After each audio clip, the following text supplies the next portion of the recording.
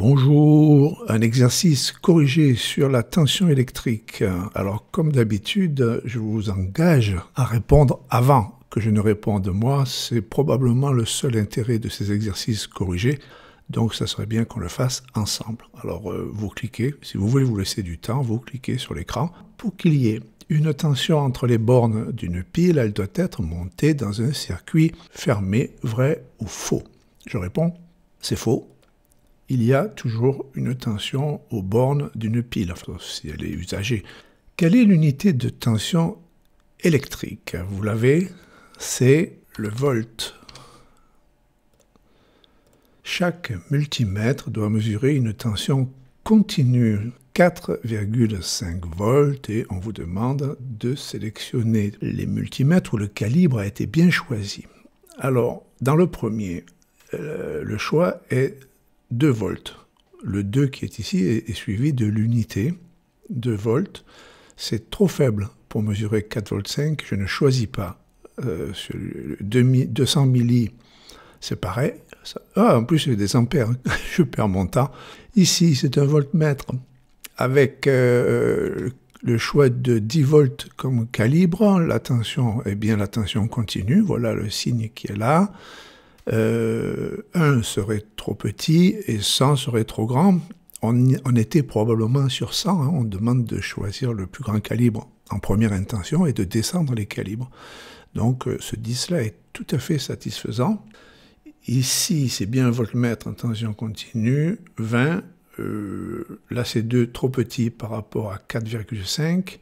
Donc ce choix-là me semble pertinent. Ici, c'est bien une tension, mais c'est de l'alternatif, donc je ne m'en préoccupe pas. Ici, tension continue sur 5 volts, 50 aurait été trop grand, 5 ça passe, puisqu'on est en train de mesurer 4 volts 5. Donc je peux choisir ce multimètre. Ici, c'est une copie d'élève, et on a 6 fois la main, mais il n'y a qu'une seule erreur. Alors nous allons essayer de la chercher, on va jouer au prof. Énoncer la loi des tensions. La tension aux bornes, ça c'est la réponse de l'élève ici en bleu. D'un ensemble de dipôles en série à la somme des tensions aux bornes de chacun. Ma foi, je ne vois rien à redire.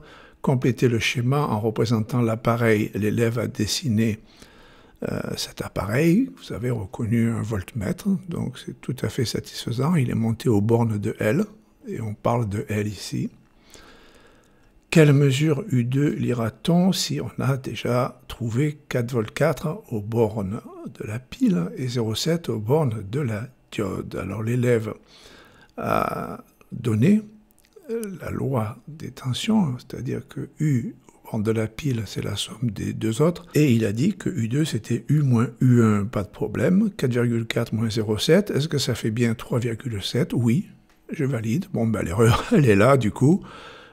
Pourquoi elle est là, l'erreur? 3,7 volts en kilovolts. Imaginez qu'ici, ce soit un camion, et ici, une brouette. Donc, il faudrait moins de camions que de brouettes. On est bien d'accord. Donc là, il y a un problème. Et la réponse est ici. Voilà la réponse en kilovolts.